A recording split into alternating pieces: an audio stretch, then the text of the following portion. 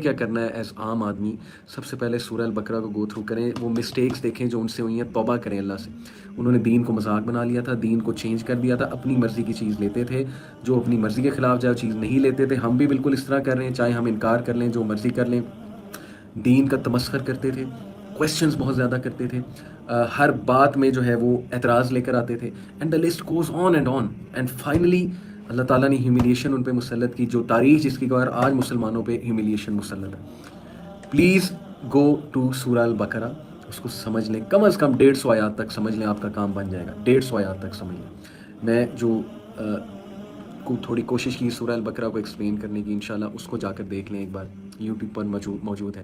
علم کی طرف ہم نے آنا نہیں ہے، قرآن ہم نے پڑھنا نہیں ہے، سیرت ہم نے پڑھنی نہیں ہے، اور غصے ہم نے فیس بک پہ ٹکا کے دکھانے۔ اپنے بچوں کی تربیت پہ ہم نے ورکنگ کرنی نہیں ہے، پیرنٹنگ ہم نے سیکھنی نہیں ہے، دین سے ہم نے شرمندہ رہنا ہے، بچوں کو کہ وہ مذہبی نہ ہو جائیں اس بات پہ ہم نے شرم کھانی ہے، اور اس کے بعد ہم نے ایکسپیکٹ کرنا ہے کہ ہمیں عروج ملے گا، ہمیں امام مہدی آئیں گے اور امام مہدی آ کے ہمیں جو ہے نا وہ تخت پہ بٹھائیں گے اور ہمیں عروج دیں گے۔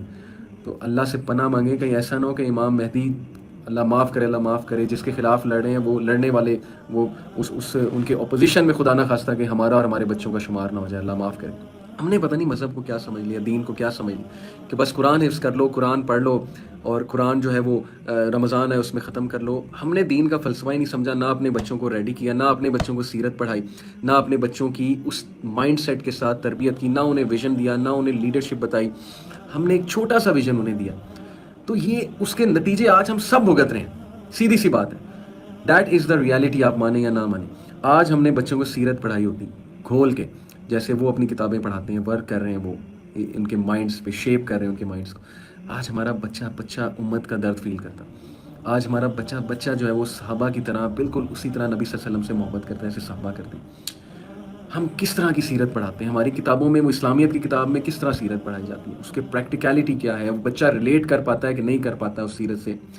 بہت کام ہونے والا ہے۔ ہماری دعویٰ آرگنائزیشن، آپ یوتھ کلب کو دیکھیں، ہم کتنا کچھ کرنا چاہتے ہیں، ہم کتنا اوپر جانا چاہتے ہیں، سپورٹ کرنے کے لیے تیاری کوئی نہیں۔ لوگ ماشاءاللہ بہت دعائیں بہت دیتے ہیں، لوگ پسند بہت کرتے ہیں، ہم بہت اپریشیٹ کرتے ہیں، وی لو آل آف یو، لیکن we want to go big, we want to create institutes, we want to create community centres, we want to build مساجد۔ ہمارے پاس فنڈز نہیں ہیں۔